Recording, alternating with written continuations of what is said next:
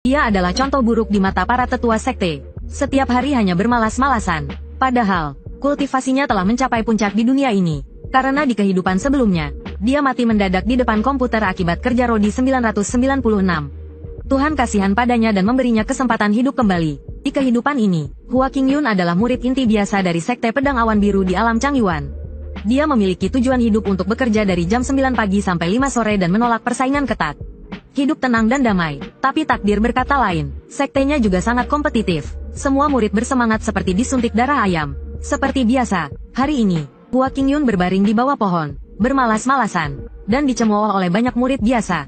Saat itu, penggemar beratnya datang dari belakang. Kakak senior Hua, pemimpin sekte memanggilmu ke aula utama untuk menanyakan detail misi kemarin. Untungnya, agar tidak ikut dalam persaingan, Hua Qingyun selalu meminta rekan juniornya untuk merahasiakan tingkat kultivasinya. Di dunia manapun sama saja, semakin besar kemampuan, semakin banyak tanggung jawab.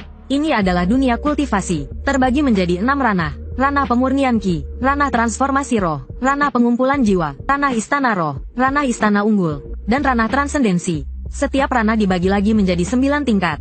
Dan pemimpin Sekte Pedang Awan Biru ini adalah ahli terkemuka di ranah transendensi tingkat 6. Dijuluki Dewa Pedang Awan Biru, Wen Jian. Tapi tidak ada yang tahu kalau dia sebenarnya pecinta teh. Hua Qingyun menggunakan teknik berkebun dari kehidupan sebelumnya dan kehidupan saat ini untuk membudidayakan teh, dan berhasil membuatnya terpikat. Bagaimanapun, menjilat atasan adalah keterampilan wajib bagi pekerja. Saat itu, Hua Qingyun mengeluarkan sebuah manik yang dia temukan saat membunuh murid Sekte Awan Iblis kemarin lusa. Melihat itu, Wen Jian langsung menegang manik jiwa darah, lalu dia hendak memberitahu Hua Qingyun tentang tujuan Sekte Awan Iblis.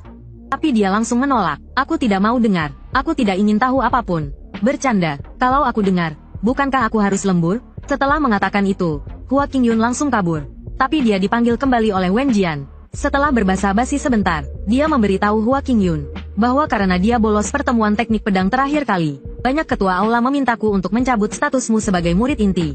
Mendengar itu, Hua Qingyun langsung kegirangan. Bayangkan, jika dia menjadi murid dalam, siapa yang berani menuduhnya bermalas-malasan? Jiwa pemalas Hua Qingyun langsung berkobar, dan dia langsung bertanya kapan status murid intinya akan dicabut. Wen Jian sangat kesal melihat Hua Qingyun yang cengengesan. Saat hendak marah, sebuah suara manis terdengar di aula utama. Salam, pemimpin sekte dan kakak senior Hua. Ternyata orang yang tiba-tiba datang adalah murid utama Sekte Pedang Awan Biru, Yue Jiangxin. Di usianya yang masih muda, dia telah mencapai ranah istana unggul tingkat 4. Dianggap sebagai penerus sekte di masa depan. Sedangkan si pemalas tua Hua Qingyun adalah murid inti, peringkat terakhir. Tapi Yue Jiangxin bingung. Puluhan ribu murid inti sekte siang dan malam berusaha keras untuk menjadi murid inti sejati. Tetapi kakak senior ini malah suka jungkir balik 360 derajat ke bawah. Namun, Hua Qingyun punya alasan sendiri. Katanya dia sudah lama terjebak di alam linggong. Jadi dia harus mulai dari murid inti untuk memperkuat dasar-dasarnya, lalu mencari kesempatan untuk menerobos hambatan. Setelah mendengar itu, Yue Jiangxin langsung menunjukkan ekspresi kagum. Dia tidak menyangka kakak senior Hua begitu ambisius, dan sangat berbeda dari rumor yang beredar. Jiangxin sungguh dangkal. Hahaha, adik junior terlalu sopan. Alasan Wen Jian memanggil Yue Jiangxin kali ini adalah karena para tetua punya permintaan untuk Hua Qingyun, yaitu agar dia dan Yue Jiangxin menjalankan misi bersama, dan belajar dari etos kerja keras sang murid utama. Saat ini, Hua Qingyun merasa kesal. Yue Jiangxin dikenal sebagai ratu kerja keras sekte, yang sendirian meningkatkan standar kerja keras di sekte. Sedangkan dirinya sendiri adalah raja pemalas. Jelas tidak cocok dengannya. Bagaimana mereka bisa menjalankan misi bersama? Maka dia beralasan terlalu lemah dan berniat menolak. Tapi mata Yue Jiangxin justru berbinar, ingin saling mendukung, dan maju bersama. Dia juga ingin dia membuktikan dirinya melalui misi ini, dan mematahkan rumor di luar. Saat ini, seekor makhluk tertentu. Terjemahan disesuaikan dengan konteks asli. Berlari bebas di hati Hua Qingyun. Astaga, ini mau manipulasi moral ya? Tahu aku juga jadi gila kerja? Aku tidak mudah tertipu. Dia langsung mengancam dengan dalih harus merawat tanaman tehnya. Dia pikir akan mudah membujuk Wen Jian. Tapi siapa sangka kali ini dia juga nekat. Agar Hua Qingyun tidak malas-malasan lagi, dia langsung menawarkan keuntungan yang luar biasa. Selama dia menyelesaikan misi ini, dia bisa cuti berbayar selama 3 hari. Mendengar ini, Hua Qingyun hampir melayang. Selesai misi bisa bersantai 3 hari. Dan masih digaji pula. Semangat, misi ini, semangat. Aku, Hua Qingyun, terima. Tuhan pun tak bisa menghentikanku. Keesokan harinya, Yue Jiangxin sudah berada di lapangan latihan sekte sejak pagi. Saat tengah hari, dia sudah berlatih pedang 3000 kali dan berkeringat deras. Sedangkan Raja Pemalas kita baru saja bangun tidur. Adik junior rajin sekali ya. Yue Jiangxin mengeluh karena dia sudah terlambat seperempat jam. Dan dengan kesal merasa kakak senior ini terlalu santai. Hua Qingyun tidak peduli. Sebagai pekerja, seharusnya kita santai saja. Ngapain kerja keras? Sudahlah, adik junior. Aku pasti akan berlatih lebih giat lagi nanti. Yue Jiangxin hanya bisa pasrah. Waktunya sudah tidak pagi lagi. Ayo kita berangkat. Dalam perjalanan, Hua Qingyun dan Yue Jiangxin merasa, kasus hilangnya penduduk desa ini kemungkinan besar berkaitan dengan Sekte Moyun. Ketika Hua Qingyun mendengar Yue Jiangxin mengatakan akan melindunginya yang berkultivasi rendah, hatinya berbunga-bunga. Dia bersyukur telah menyembunyikan tingkat kultivasinya. Tidak hanya mendapatkan perlindungan, dia juga mendapatkan cuti berbayar 3 hari. Kali ini kita benar-benar menang besar.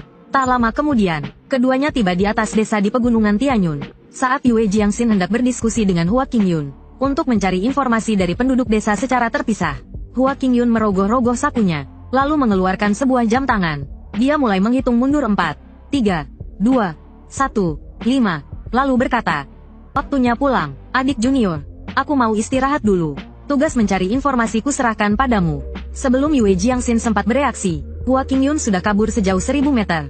Di penginapan Anxiang di desa, minta 1 kamar, kata Hua Qingyun.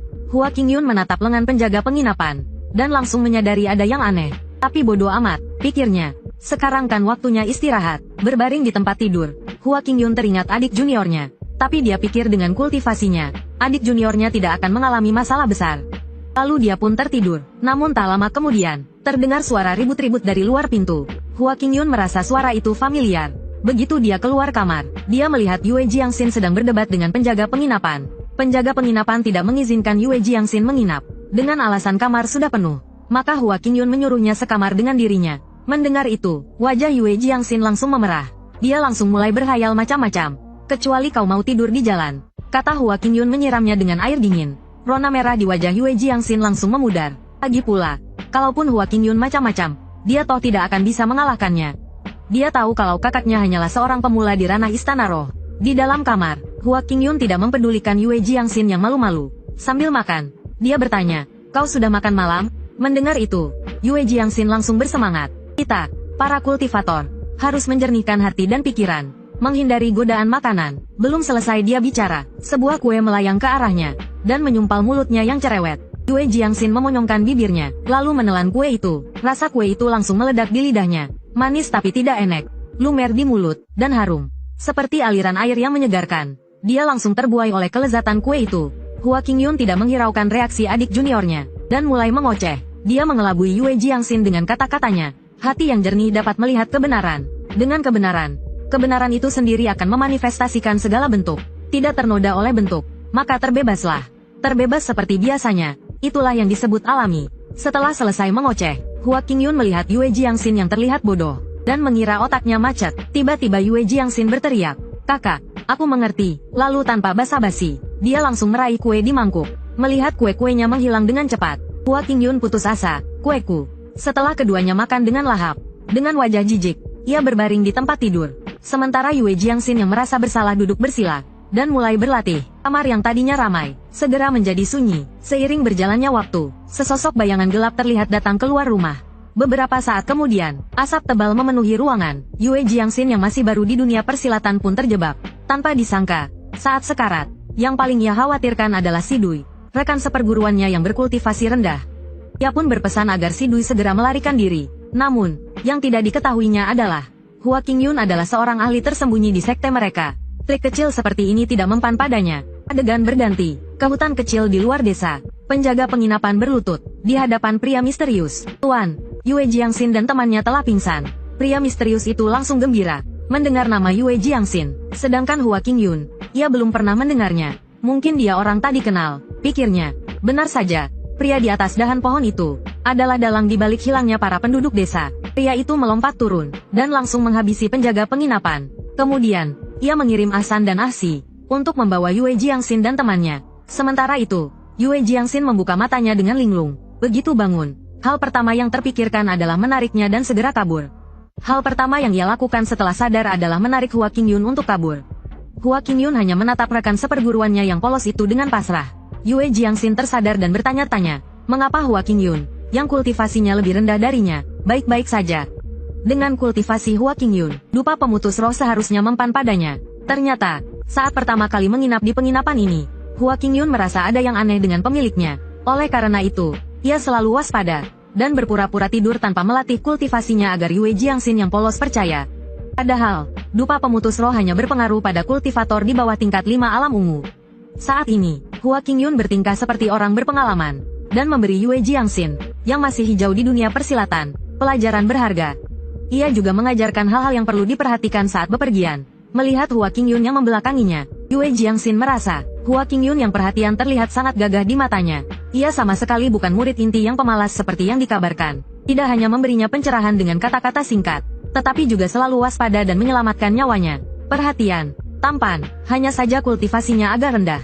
Memikirkan hal ini, wajah Yue Jiangxin memerah. Bagaimana keadaanmu, adik junior? Hua Qingyun membuyarkan lamunannya. Yue Jiangxin mengatakan ia baik-baik saja. Tapi jantungnya berdebar kencang. Belum lama mereka berbasa-basi. Tiba-tiba sinar ungu melesat dari luar jendela. Ada aura pembunuh, teriak Yue Jiangxin. Ia langsung menghunus pedangnya dan melindungi Hua Qingyun. Kakak senior Hua, hati-hati. Ada musuh dan pahlawan kita. Hua Qingyun malah langsung masuk ke selimut. Lagi pula kau sudah pulih sekarang. Sisanya kuserahkan pada adik junior. Lagi pula ini belum jam kerja. Yue Jiangxin menatapnya dengan tak percaya. Lalu langsung terbang keluar jendela. Oh, kakak seniornya hanya ayam sayur di ranah istana roh. Kalau datang pun hanya akan jadi beban. Yue Jiangxin melayang di udara. Seluruh tubuhnya diselimuti energi roh biru. Dalam amarahnya, ia menebas dengan seluruh kekuatannya. Dua sosok langsung jatuh tersungkur. Wanita yang marah memang menakutkan. Apalagi Yue Jiangxin, Dewi Sekte. Jadi, sobat, jangan pernah membuat Dewi marah. Kalau menjilat, jilatlah sampai mati. Melihat kedua orang di tanah, Yue Jiangxin mengenali mereka sebagai murid inti Sekte Roh Ungu. Tapi melihat mata mereka kosong. Mungkinkah mereka dikendalikan? Kejadian ini pasti berhubungan dengan Sekte Awan Iblis. Belum sempat Yue Jiangxin bereaksi, 9 cambukan petir tiba-tiba menyerangnya. Saat menghindar, Yue Jiangxin menyerang dengan marah. Energi rohnya langsung mengamuk. Busur listrik biru melilit pedangnya. Ia berteriak, jurus pedang Qingyun, membelah awan dan bulan. Seketika, energi pedang yang dahsyat langsung menebas kedua orang itu. Dengan sikap angkuh, ia menatap kedua orang di tanah. Tapi ia tidak tahu, kakak seniornya sedang menyaksikan seluruh pertempuran dengan kesadaran spiritualnya. Menonton pertempuran dengan kesadaran spiritual memang mudah. Tak perlu membuka mata, wanita di medan perang itu melihat pria yang terluka di tanah, yang secara mengejutkan telah membangkitkan sedikit kesadaran diri dalam amarahnya. Lihat, sobat, asalkan kau cukup tampan, bahkan saat tidur pun ada wanita yang mencintaimu. Wanita yang tergila-gila karena cinta memang menakutkan. Yue Jiangxin hampir tak bisa menahan diri. Energi roh yang mengamuk menyebar di hutan. Tingkat keempat Istana Ungu memang mengerikan. Saat Yue Jiangxin mengagumi kekuatan aneh lawannya, wanita berbaju ungu itu curang dengan langsung mengeluarkan jurus pamungkasnya. Yue Jiangxin pun tak lagi menahan diri. Seketika, busur listrik biru berkedip di sekitar pedangnya. Diam-diam, Hua Qingyun mengagumi bakat adik juniornya. Hanya saja ia belum menyadari bahaya yang mengintai. Setelah berkata begitu, selembar daun hijau jatuh ke telapak tangan Hua Qingyun. Ini seharusnya cukup. Saat itu, energi roh yang mengamuk merembes keluar dari tubuh Yue Jiangxin. Berkumpul di pedangnya, pedang terhunus. Energi roh yang ganas langsung menyebar ke segala arah. Jurus pedang Qingyun, mencabut pedang. Gelombang pedang raksasa yang dahsyat langsung menelan wanita berbaju ungu itu. Setelah itu, Yue Jiangxin perlahan mendarat. Ia sedang berpikir apakah bisa menyadarkan mereka berdua. Tapi pria di belakangnya tiba-tiba menyerangnya dari belakang. Saat ia menyadarinya, sudah terlambat. Di saat genting, seberkas cahaya hijau melintas, langsung menangkis serangan itu. Merasakan energi ledakan yang mengerikan di belakangnya, Yue Jiangxin merasa ngeri. Jika terkena, akibatnya akan mengerikan. Tapi, cahaya hijau itu apa? Daun, siapa yang menyelamatkanku? Di dalam ruangan, Hua Qingyun memperhatikan adik seperguruannya, dan berpura-pura bangun untuk bertanya. Sepertinya kau sudah menyelesaikannya, kakak Hua. Yue Jiangxin hendak bertanya, tetapi dipotong oleh Hua Qingyun. Apa yang terjadi saat aku terbaring tadi? Tidak ada apa-apa, memikirkan kakaknya yang baru berada di ranah istana roh tingkat 6. Hal itu mustahil. Setelah selesai berbicara, pandangan keduanya tertuju pada kedua orang yang terbaring di kursi. Saat itu, Yue Jiangxin mengusulkan untuk kembali ke sekte dan meminta para tetua untuk membuat formasi pengusir kejahatan pemurnian hati. Untuk mengusir teknik darah terkutuk. Tapi dia khawatir jika mereka kembali seperti itu, orang-orang dari sekte iblis pasti akan pergi untuk menghancurkan tempat lain. Mendengar ini, pahlawan kita, Hua Qingyun, menjadi cemas. Demi liburan 3 hari, sepertinya dia harus turun tangan sendiri. Melihat Hua Qingyun berjalan menuju murid sekte Ziyun, Yue Jiangxin buru-buru bertanya, apakah kakak akan menggunakan kesadaran spiritualnya untuk memasuki lautan kesadaran mereka, dan mencabut benih darah terkutuk? Jika sedikit saja ceroboh, kedua orang ini mungkin akan menjadi idiot, kan? Tenanglah, adik seperguruan. Tunggu, apa kau ingin mencabut benih darah terkutuk mereka berdua sekaligus? Dan Hua Qingyun tampak penuh percaya diri. Menyelamatkan orang seperti memadamkan api. Operasi dua jalur lebih cepat. Hua Qingyun terlihat dengan lembut mengayunkan kedua tangannya dan mencabut benih darah terkutuk. Setelah keduanya bangun, mereka menyadari bahwa murid pedang Qingyun telah menyelamatkan mereka dan segera mengucapkan terima kasih. Kemudian, setelah berbasa-basi sebentar, Ziyun menceritakan apa yang terjadi. Ternyata seminggu yang lalu, mereka berdua diperintahkan oleh sekte untuk menyelidiki kasus hilangnya penduduk desa. Namun, setelah keduanya melacak jejak hingga ke hutan kecil, mereka menemukan seorang tetua sekte iblis yang sedang melakukan ritual dengan darah penduduk desa. Akibatnya, keduanya lengah dan tidak menghindar, terkena jebakan yang telah disiapkan sebelumnya oleh lawan. Kemudian mereka ditaklukkan dan diubah menjadi darah terkutuk yang dikendalikan oleh sihir jahat, hingga untungnya diselamatkan oleh Hua Qingyun. Karena itu, keduanya sangat berterima kasih. Sementara Yue Jiangxin tercengang oleh kemampuan Hua Qingyun, sampai tak bisa berkata apa-apa. Perlu diketahui, benih darah terkutuk tersembunyi di kedalaman lautan kesadaran. Mencabutnya seperti mencari jarum di tumpukan jerami. Bahkan para tetua sekte pun tidak bisa melakukannya. Namun Hua Qingyun melakukannya dengan sangat mudah. Kakak Hua, kapan kau mempelajari teknik ini? Untuk menyembunyikan tingkat kultivasinya, Hua Qingyun mencari alasan secara acak. Untungnya, dia berhasil mengelabui mereka. Setelahnya, hal pertama yang Hua Qingyun lakukan setelah menyelamatkan orang adalah meminta bayaran. Hal ini membuat Yue Jiangxin kesal. Padahal itu hanya masalah lambaian tangan. Mana ada menggunakan benda langit dan bumi. Dia kan bukan anjing bodoh. Namun, detik berikutnya, dia langsung mulai mengoceh lagi.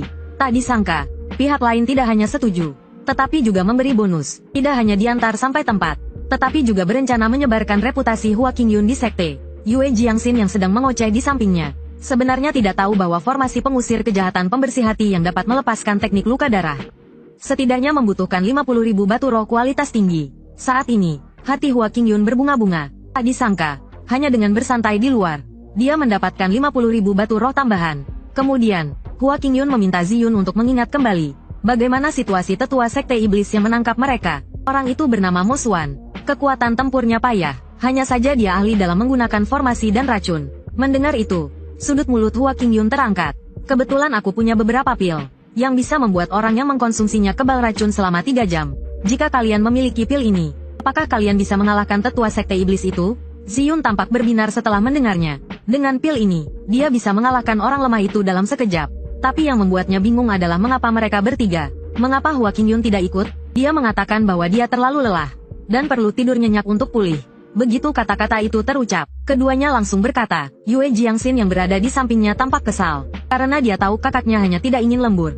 Kemudian, dia membawa keduanya untuk mencari Mo Xuan. Dalam perjalanan, Ziyun melihat pil di tangannya dan berkata dengan sedikit tidak percaya, apakah pil ini sehebat yang dia katakan? Sebagai penggemar berat Hua Qingyun, Yue Jiangxin memilih untuk percaya tanpa syarat. Lagi pula, nasi sudah menjadi bubur.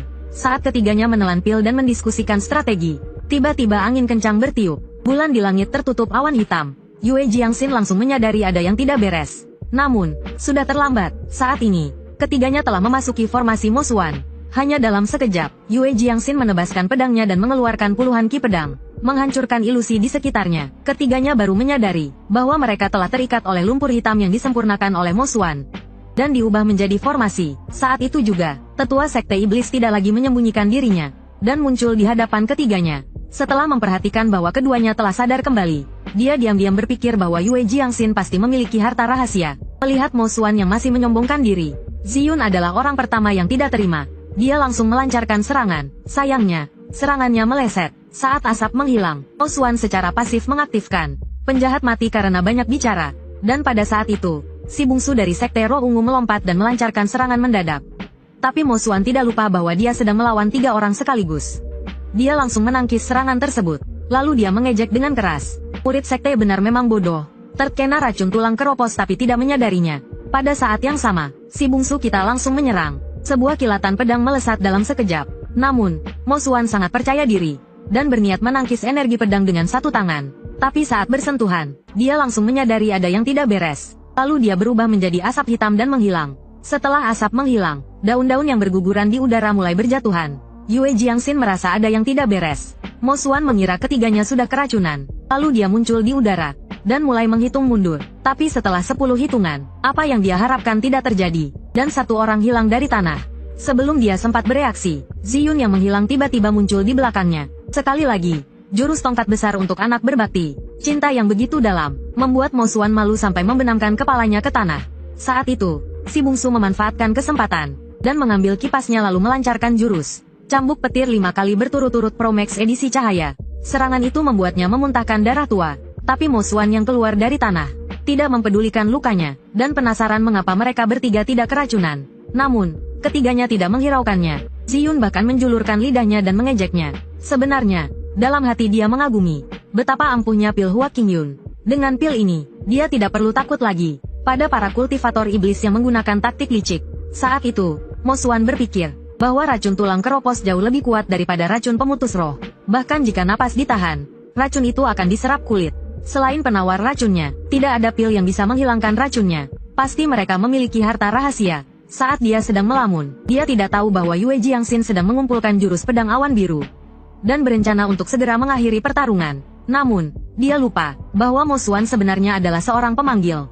Bertarung jarak dekat hanyalah hobinya. Dia langsung terbang ke langit. Permainan pembuka sudah berakhir. Formasi pemurnian darah langit. Dalam sekejap, cahaya darah melesat dari tanah ke langit, dan langsung mengepung mereka bertiga. Sebelum mereka sempat bereaksi, Mo Xuan langsung melancarkan serangan kedua. Dia memanggil roh darah tingkat 6 alam Istana Ungu. Melihat roh darah yang semakin kuat, ketiganya yang tadinya gembira, langsung dipenuhi keputusasaan. Tingkat kultivasi tertinggi di antara mereka hanya alam Istana Ungu tingkat 4. Namun, itu belum berakhir. Mo Xuan juga mengirim roh darah nomor 2 tingkat 5 alam Istana Ungu untuk mencegat Hua Qingyun. Tiba-tiba Yue Jiangxin terlihat serius. Tapi dia tidak tahu bahwa kekhawatirannya itu berlebihan. Hua Qingyun bukanlah orang lemah seperti yang dia bayangkan, melainkan seorang ahli sekte yang sesungguhnya. Saat ini, nomor 2 telah tiba di jendela penginapan, dan berniat untuk membangunkan pelayanan. Detik berikutnya, dia tercengang. Tidak ada siapapun di tempat tidur. Tanpa sepengetahuannya, Hua Qingyun telah mengawasi pertarungan dengan kesadaran spiritualnya, dan sudah sejak tadi pindah ke kamar sebelah. Tapi belum sempat senang beberapa detik, ketukan di jendela berubah menjadi ledakan. Nomor 2 yang baru saja menenangkan diri, mendongak dan melihat Hua Qingyun yang telah dibangunkannya. Sementara Hua Qingyun memegang dahinya dengan tangan kanan. Ekspresinya semakin dingin. Tidak menemukan orangnya. Kau tidak tahu harus kembali?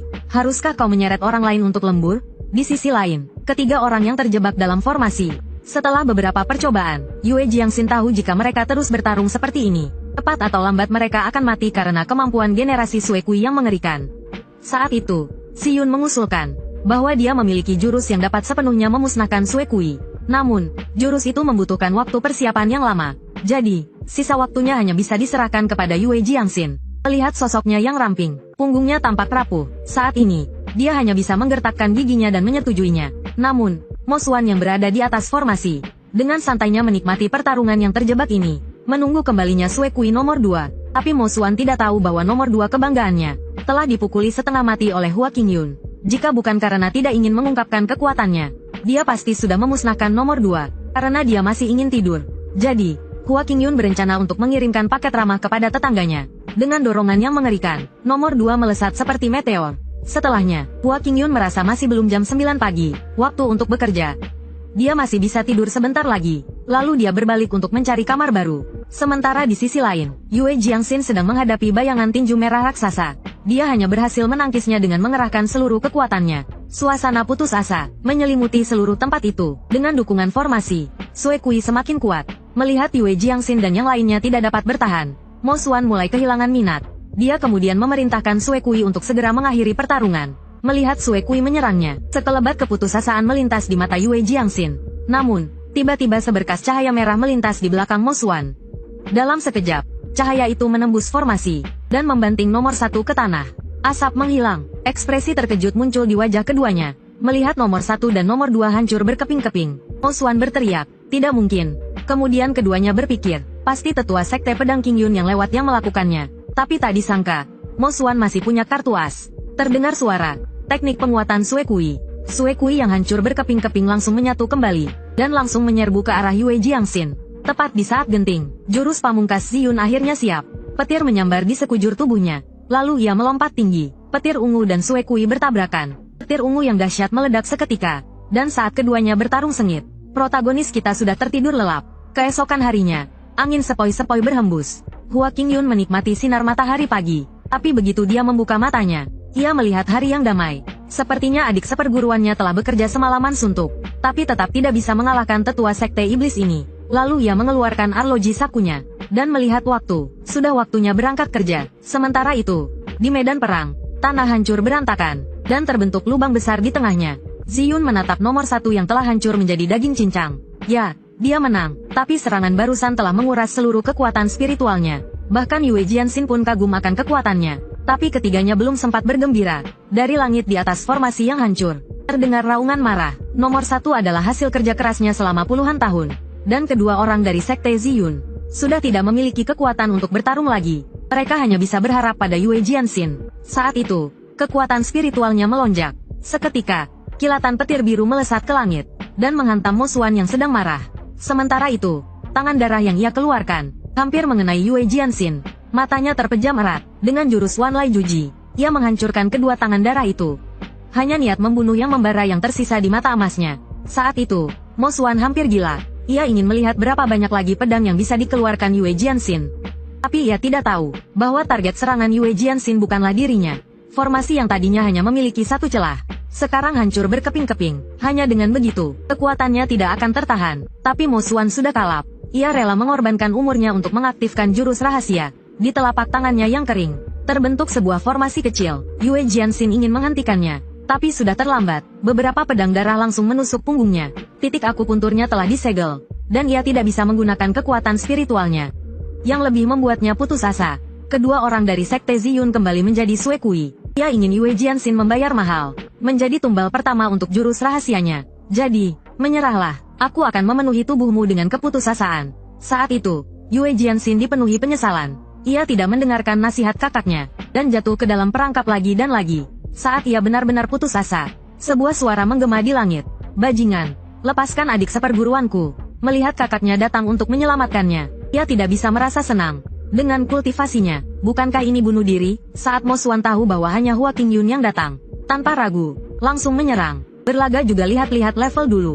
Hua Qingyun hanya menjawab dengan acuh tak acuh. Hancur, tangan darah yang mengelilingi Mo Xuan langsung hancur. Saat ini, di matanya yang pucat, yang terlihat hanyalah ekspresi tak percaya. Tepat saat teknik rahasianya dihancurkan, kedua orang dari sekte Ziyun kembali sadar. Si adik junior langsung menyerang dengan 5 cambukan petir. Sementara Ziyun melompat ke belakang Mo Xuan dan mengayunkan tongkat besinya, langsung membuatnya kembali ke tanah. Saat ini, Yue Jianxin penuh kebingungan dan langsung ingin bertanya pada Hua Qingyun, bukankah kau hanya ayam lemah di ranah istana jiwa? Apa yang sebenarnya terjadi? Yang menjawabnya hanyalah tatapan tenang Hua Qingyun. Bukan hanya dia, kedua murid berbakat sekte Ziyun juga terkejut. Dan sebagai seorang ahli, Hua Qingyun tentu saja harus menyamarkan dirinya. Maka dia memberitahu mereka bertiga bahwa saat dia menghilangkan benih darah di lautan kesadarannya, dia menemukan akar benih itu terjerat dengan jiwa mereka berdua. Saat itu, dia takut melukai jiwa mereka. Jadi dia hanya membersihkan benih di bagian luar. Tapi ini juga berarti mereka berdua kapan saja bisa dikendalikan lagi. Jadi dia meninggalkan beberapa ki pedang di lautan kesadaran mereka. Kedua orang dari sekte Ziyun langsung mengerti mengapa saat Hua Qingyun datang, kendali atas mereka berdua dilepaskan. Tak disangka, si ayam lemah yang disebut Yue Jianxin ternyata sangat cermat, membuat mereka berdua kagum. Tapi adik junior Hua Qingyun yang lugu berbeda. Dia malah menyalahkan dirinya sendiri. Kakak seniornya tidak memberitahunya sebelumnya. Hua Qingyun melihat Yue Jianxin yang cemberut dan tidak mengerti. Dia sudah berhasil. Apa yang masih dia pikirkan? Tapi karena dia adik juniornya dan sangat imut, tentu saja dia harus membujuknya. Maka dia memberitahu Yue Jianxin bahwa dialah kunci kekalahan tetua sekte iblis kali ini. Mendengar ini, wajahnya yang tadinya cemberut langsung dipenuhi keterkejutan. Melihat Yue Jianxin tertipu, Hua Qingyun terus membujuknya. Jika adik junior tidak berpura-pura, bagaimana mungkin dia bisa menggunakan akting sebegitu meyakinkannya untuk menipu tetua sekte iblis yang licik? Yang tak terduga, kedua orang dari sekte Ziyun juga tertipu. Melihat semua orang mengakuinya, wajah Yue Jianxin segera menunjukkan senyum puas. Lalu dia menatap Hua Qingyun dengan kagum. Meskipun kultivasi kakak seniornya rendah, tak disangka dia adalah orang yang bijaksana dan pandai menggunakan strategi. Tapi Hua Qingyun hanya punya satu pikiran, selesaikan pekerjaan sebelum berangkat kerja. Meskipun kultivasinya rendah, ternyata dia adalah orang yang bijaksana, yang memahami segalanya. Selesaikan pekerjaan sebelum berangkat kerja. Bukankah ini berarti libur lebih awal? Tapi kenyataan tak selalu semulus yang diharapkan. Formasi rantai darah pembeku langit di bawah kaki mereka berempat ternyata aktif kembali. Benar, sebagai penjahat, Plot twist adalah suatu keharusan. Dan Hua Qingyun yang baru saja merasa senang. Seberapa bahagianya dia tadi, sekarang kekecewaannya pun sebesar itu. Bersamaan dengan Mo Xuan yang melayang ke atas, Sue Kui nomor 1 dan 2 menghilang, menyatu ke dalam dantiannya. Beberapa saat kemudian, bayangan senjata iblis perlahan menjadi nyata. Melihat itu, Yue Jiangxin segera melancarkan jurus pedang, tapi semuanya sudah terlambat. Senjata iblis itu telah sepenuhnya dipadatkan oleh Mo Xuan. Hanya dengan satu tangan, dia menangkis jurus pedang itu. Saat itu, dia tertawa terbahak-bahak. Formasi rantai darah pembeku langit akhirnya berhasil. Yue Jiangxin merasa ada yang tidak beres. Dia segera menyuruh semua orang untuk lari. Karena tebasan barusan adalah sisa terakhir kekuatan spiritualnya. Hanya saja dia tidak menyadari bahwa Hua Qingyun sudah memulai hitung mundur dengan jamnya. Lalu dia menyuruh ketiganya pergi duluan, mengatakan bahwa waktu kerjanya hampir tiba. Siapa sangka, perkataannya itu membuat ketiga orang yang sedang berlari itu berhenti. Namun, Mo Xuan tidak berniat melepaskan mereka. Dalam sekejap, semua orang ditangkap oleh Sue Kui raksasa. Suasana putus asa kembali memenuhi ruang itu. Mo Xuan ini seperti abadi. Dan saat itu, Yue Jiangxin menemukan hal yang lebih mengerikan. Kultivasi Mo Xuan telah meningkat ke tingkat 8 alam ungu. Dia merasa bingung. Kami berempat. Persembahannya ada di sini. Bagaimana dia bisa menyelesaikan formasi rantai darah pembeku langit? Mereka meremehkan kegilaan Mo Xuan. Dia awalnya ingin menjadikan nomor 1 dan 2 sebagai koleksi. Tetapi demi keberhasilan formasi, dia tidak hanya menyerap nomor 1 dan 2, tetapi juga mengorbankan dirinya sendiri.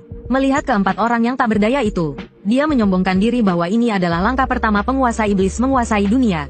Embrio prajurit iblis Cilian. Mendengar kata prajurit iblis Cilian, Ziyun dan yang lainnya segera teringat catatan di buku kuno tentang kemunculan prajurit iblis 10.000 tahun yang lalu, di mana banyak ahli aliran lurus dibantai, dan sebagian besar wilayah jatuh ke tangan sekte iblis. 5 ahli alam transendensi dari 5 wilayah Zongzu bergabung untuk menghancurkan prajurit iblis Cilian dan mengakhiri bencana tersebut. Namun, Yue Jiangxin menyadari bahwa sampai saat ini, kakak seperguruannya masih menghitung mundur. Kemudian, Mo Xuan tidak banyak bicara dan berniat untuk langsung menghabisi mereka. Namun saat itu, suara bel memotongnya. Hua Qingyun dengan pasrah melihat jam di tangannya yang berdering. Karena sudah jam 9, waktu untuk bekerja. Sebelum Mo Xuan sempat mencerna kata bekerja, gelombang pedang biru raksasa langsung menebasnya ke dalam tanah. Karena bekerja berarti Hua Qingyun harus pamer.